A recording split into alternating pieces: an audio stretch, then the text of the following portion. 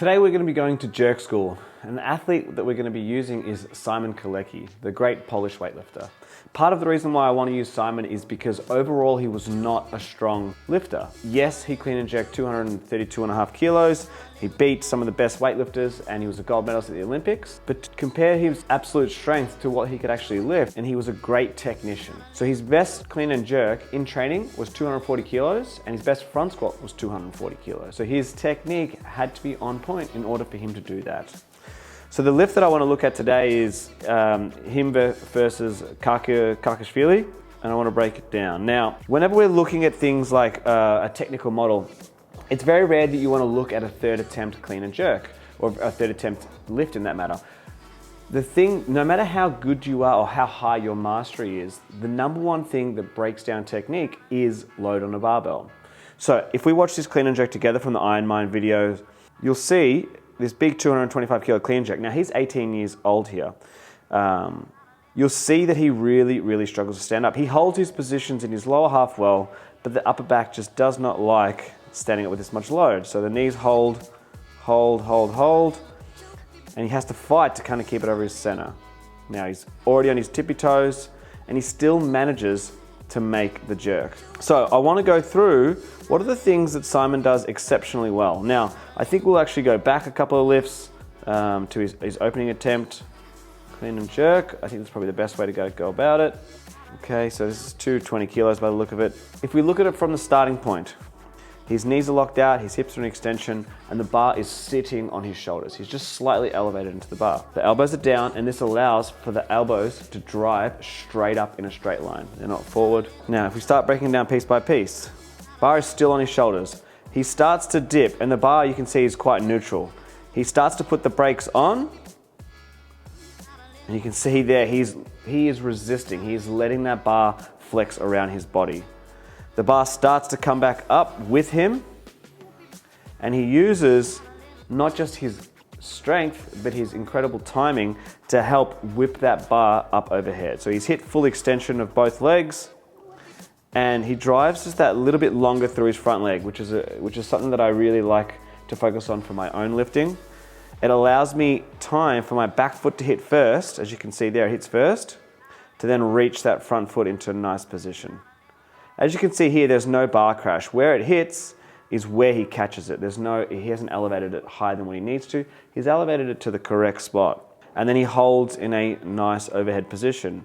And now obviously his body is resisting, so he starts to recover, front foot first, brings both feet back together, and then he's just made his opening attempt. So if we go back, clean, and let's break it down again.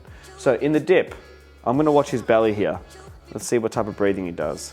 If you watch this section here, you'll see that he sets himself nice and tight. Notice he's not wearing a belt.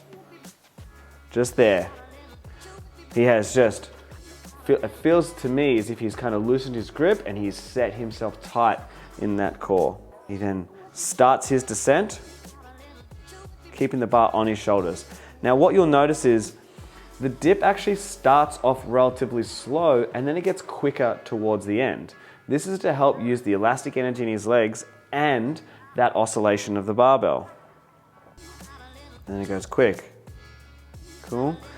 When he gets to the bottom, he has to hit the brakes. Now he hits the brakes to reverse that energy and to allow the bar time to flex around him. Cool. He then drives, hitting full extension. Now, not everybody hits full extension, but that's something that he does exceptionally well. Hits full extension. And then as the bar is being driven up, he's driving himself into that strong catch position. He steadies until he knows he's got it, and then he recovers. Front foot first. Pushing. Cool. So the thing that I like that he does the best is I think that his dip and the timing in his dip is the main reason for his success. Yes, he hits full extension, and yes, he drives, but as we know, he's not the strongest in his lower body. So he really relies on not just his power, but he relies on the ability to feel the whip of that barbell. Now, when you're practicing your jerks, there are exercises that you can practice to help mimic this whip of a barbell. You can have plates towards the outside of your barbell, and you can have clips on either side of it, so that when you dip, you can feel that bar flex.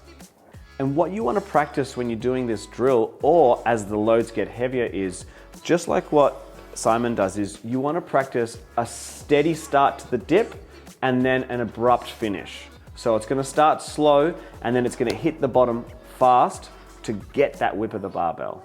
Now he has quite a deep dip. Normally I kind of notice for more explosive lifters, they have a shorter dip, but he has relatively a decent dip. Now this might just be because it's close to max, it's pushing him lower than what he would. So it'd be fascinating to see more of his training videos around the 80 to 100 mark. The only ones I could find were cleans from another Ironmind video. I didn't manage to find any other ones, but I imagine that he's got a very, very consistent dip, and it's only when it gets heavy that it pushes him a little bit lower. In this position here, what I tend to get my lifters to focus on is I'll either get them to focus on back foot hitting first, or just driving and lifting that front foot a little bit longer, so it gives the back foot time to hit. But what I really, really like is you'll see the back foot get set while the front foot is still in the air. It's too quick for me. Cool.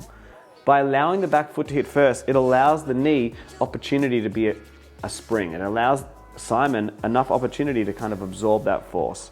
Now there are some people that have a very bent knee, there are some people that have only a slightly bent knee, but the straighter the leg, the more likely you are to push that bar forward. If you're to hit front foot first, you'll tend to find that you end up almost like karate kicking backwards. So focusing on driving either long through the front leg or hitting back foot first can be a really good cue that helps people.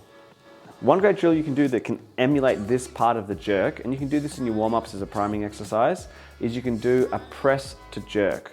Now, whenever I coach this one, I actually get people to start on their toes. I'll press it to roughly eye level before I drop into that position or punch myself into that position. So that's another great drill that you can use to help emulate those positions. Another great exercise that you can do to help overload this, the catch position, is a jerk recovery. Now, a coach that I've got a lot of respect for, who tends to coach really, really good jerkers, uses the jerk recovery quite frequently. Lastly, the number one advice that I have if you're looking to take your jerks to the next level is more split jerks.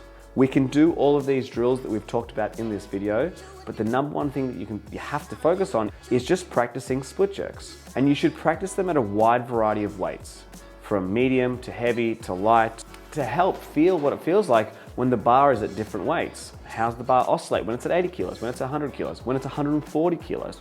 I tend to find that the split jerk is probably the least practice of the three lifts. Everybody likes doing snatches, everybody likes doing cleans. Not a lot of people like practicing their jerks. If you enjoy watching other lifters and trying to emulate them, I've got a fantastic video here that's gonna be really beneficial for you. Cheers, guys.